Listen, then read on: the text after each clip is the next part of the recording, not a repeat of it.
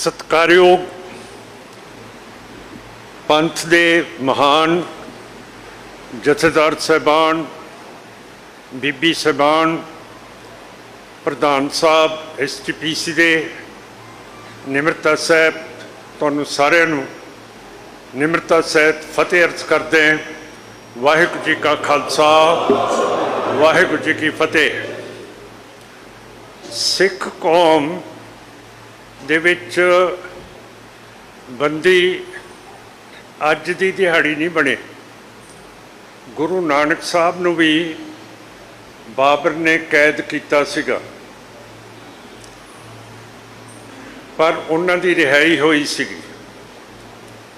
असी जिक्र किया नौवें पातशाह का, जिन्हां ने हिंदू धर्म के उत्ते वड्डा परोपकार किया, जिहड़ा खुद जनेऊ नहीं सी पहनदे, पर जो औरंगजेब बादशाह हिंदुआं दा जनेऊ ला के जिन्ना चिर सवा मन जनेऊ नहीं सी तोलदा, उन्ना चिर वो अपना प्रशादा नहीं सी छक सकदा।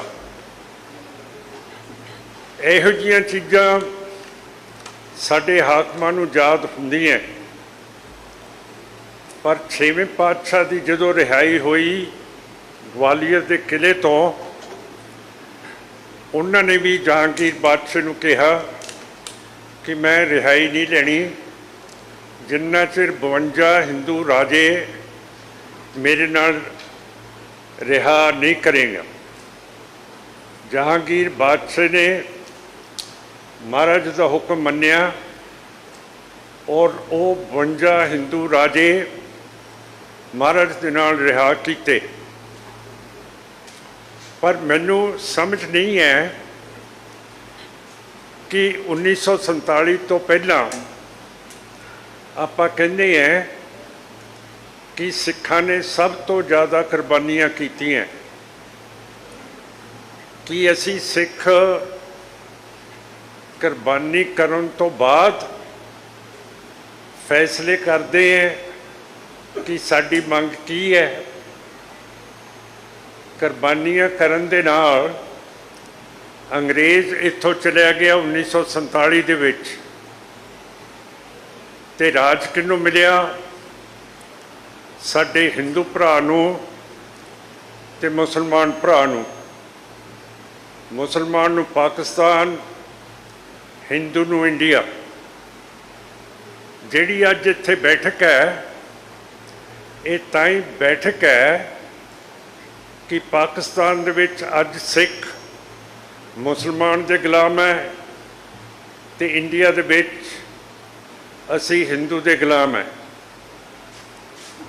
कि हुण सारे जीवनां दे विच असी अपनी तकदीर दा फैसला नहीं करांगे, किसी हत्थ दे विच फड़ावांगे? हुण भुल्लर साहब नूं फांसी दी सज़ा मिली सी, 3 जजां दा बेंच बैठिया, जिहड़ा चीफ जस्टिस, जिहड़ा चीफ जज सी वो मुसलमान सी, जिहड़े 2 जज सीगे होर वो हिंदू धर्म दे सीगे।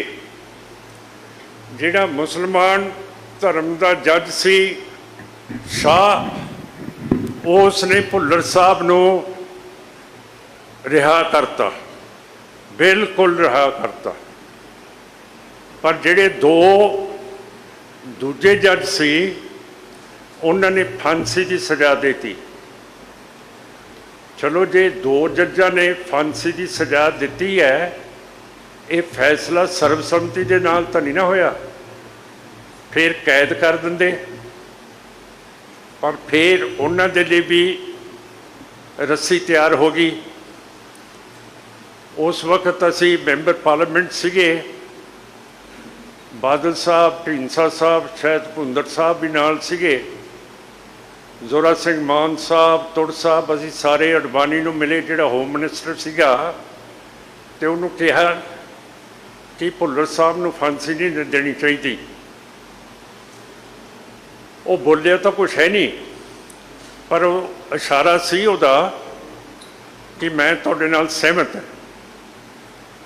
सो साध संगत जी, किसी दे हत्थ गुलाम फड़ा देनी मैं तो नहीं समझदा कि सिख धर्म ते सिख सियासत दे विच सियानफ हैगी है कि साडी सिख कौम इन्ना राज भाग भुगत के अज जिवें कोयल पंछी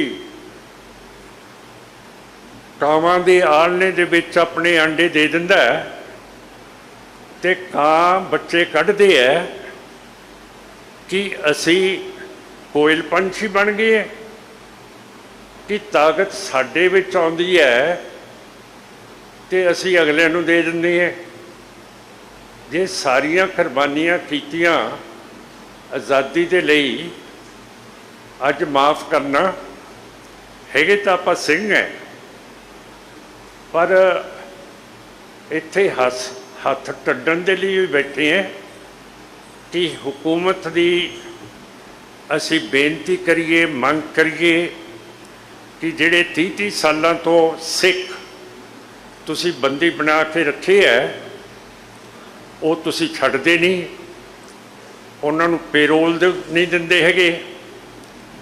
सौदे साध राम रहीम नूं पेरोल मिल जाती है, जिन्हें जबर जनाह किया, जिन्हें कतल किए है, जिन्हें गुरु ग्रंथ साहब की बेअदबी की है, फिर अपना स्टेटस अज इंडिया दे विच कद है कि इस तरह ही होना अपने मंगी जाना जे किते काल पै जे उत्थे सिख दिंदे है, सेवा करते हैं, कोई तकलीफ आ जाए उत्थे सेवा करते हैं।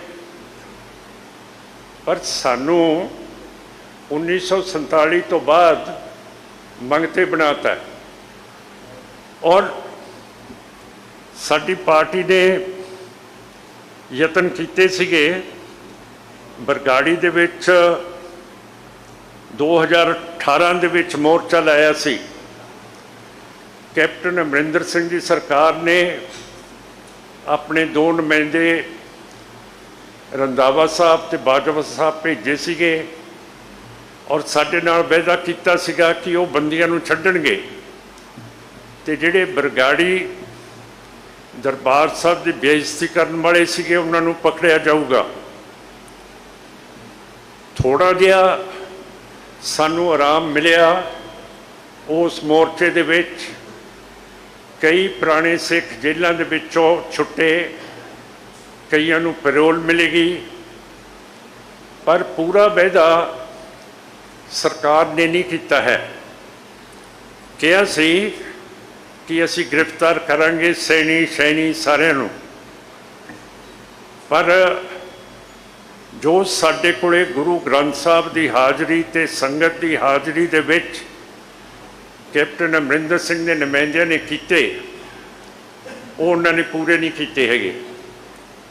इस तो बाद फिर असी सोचा कि एक होर मोर्चा ला दीए ते वो फिर असी अज एक होर मोर्चे दे विच बैठे हैं बरगाड़ी विखे, जिन्हों अज 314 दिन हो गए है। रोज़ गुरु दे सिख बीबियां गिरफ्तारी देण आउंदे है ते 1 तरीक नूं जून नूं असी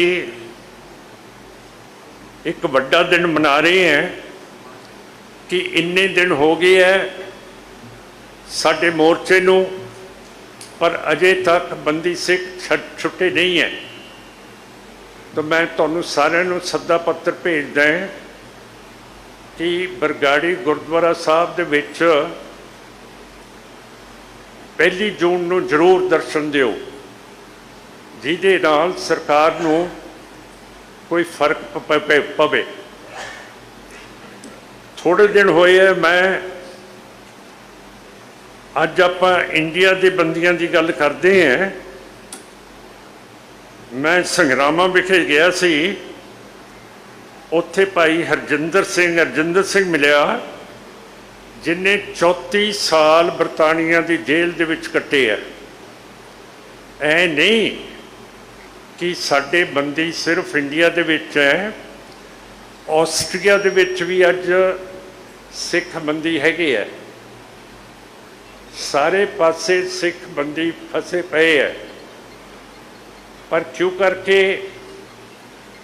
ਜਦੋਂ ਸਾਡੇ ਕੋਲੇ ਹਕੂਮਤ ਹੁੰਦੀ ਹੈ ਉਦੋਂ ਆਪਾਂ ਗੱਲ ਨਹੀਂ ਕਰਦੇ।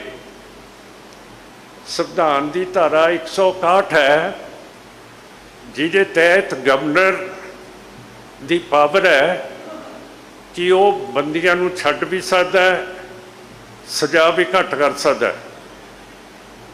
ਅਸੀਂ ਬਜਨੌਰ ਗਵਰਨਰ ਨੂੰ ਮਿਲੇ ਸੀਗੇ ਤੇ ਉਸ ਨੇ ਵੀ ਸਾਡੀ ਬੜੀ ਇਮਦਾਦ ਕੀਤੀ। ਜਿੰਨਾ ਕੁਛ ਹੋਇਆ ਉਸ ਨੇ ਬੰਦੀ ਛਡਾਉਣੇ ਸ਼ੁਰੂ ਕੀਤੇ। ਪਰ ਗੱਲ ਇਹ ਹੈ ਕਿ ਜਿਹੜਾ ਸਾਡਾ ਨਿਸ਼ਾਨਾ ਹੈ ਉਹ ਹੁਣ ਟਾਰਗੇਟ ਦੇ ਉੱਤੇ ਨਹੀਂ ਵੱਜਦਾ, ਕਿਉਂ ਕਰਕੇ ਹਕੂਮਤ ਨਹੀਂ ਹੈ। 1947 ਤੋਂ ਬਾਅਦ ਆਪਾਂ ਗੁਲਾਮ ਹੈ। ਤੇ ਪ੍ਰਧਾਨ ਸਾਹਿਬ ਨੂੰ ਮੈਂ ਬੇਨਤੀ ਕਰਦਾ ਕਿ ਇੱਕ ਵਫਦ ਫੇਰ ਬਣਾਉਣ, ਜਿਹੜਾ ਮੌਜੂਦਾ ਗਵਰਨਰ ਹੈ ਉਹਦੇ ਕੋਲੇ ਵੀ ਇੱਕ ਯਾਦ ਪੱਤਰ ਦਈਏ ਕਿ ਸਾਡੇ ਜਿਹੜੇ ਵੀ ਬੰਦੀ ਹੈਗੇ ਆ ਉਹਨਾਂ ਨੂੰ ਪੂਰੀ ਤਰ੍ਹਾਂ ਰਿਹਾ ਕੀਤਾ ਜਾਵੇ।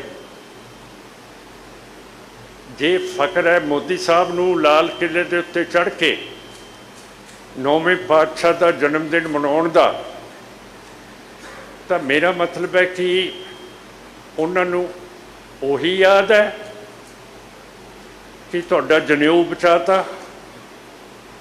ਤੇ ਜਿਹੜੇ ਸਿੱਖਾਂ ਨੇ 1984 ਦੇ ਵਿੱਚ ਬਰਤਾਨੀਆ ਦੀ ਫੌਜ ਦਾ, ਸੋਵੀਅਤ ਰੂਸ ਦਾ, ਇੰਡੀਆ ਦੀ ਫੌਜ ਦਾ ਇੱਥੇ ਸੰਤ ਜਰਨੈਲ ਸਿੰਘ ਭਿੰਡਰਾਂਵਾਲਿਆਂ ਦੇ ਮਤਹਿਤ ਹੋ ਕੇ ਮੁਕਾਬਲਾ ਕੀਤਾ। 72 ਦਿਨ ਇਹ ਤਕੜੀਆਂ ਦੁਨੀਆ ਦੀਆਂ ਫੌਜਾਂ ਅੰਦਰ ਨਹੀਂ ਵੜਨ ਦਿੱਤੀਆਂ ਉਸ ਯੋਧੇ ਨੇ। ਸੋ ਸਾਧ ਸੰਗਤ ਜੀ, ਉਸ ਨੂੰ ਵੀ ਕਦੇ ਕਦੇ ਆਪਾਂ ਯਾਦ ਰੱਖੀਏ,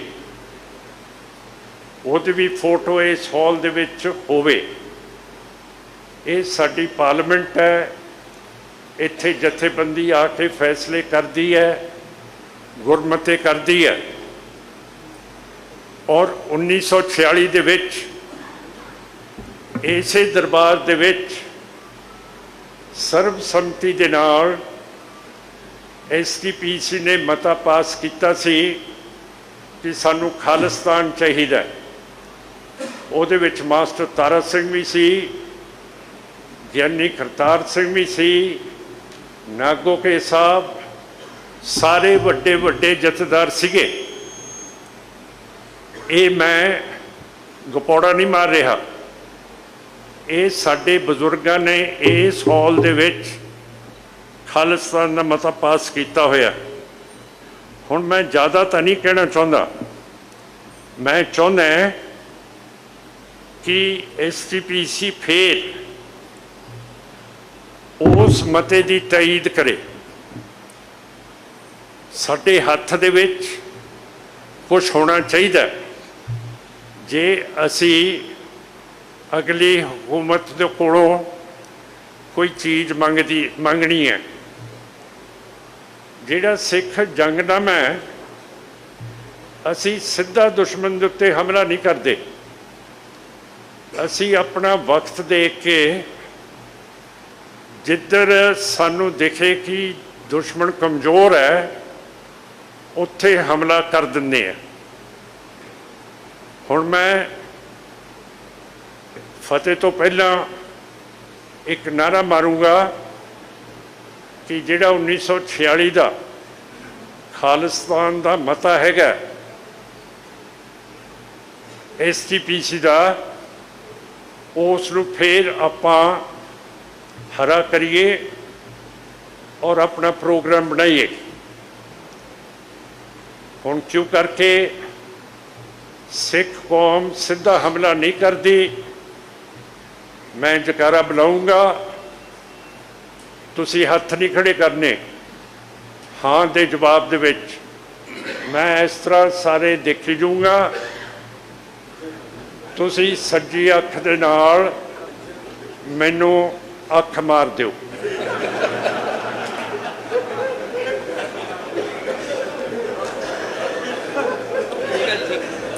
बोले सो निहाल।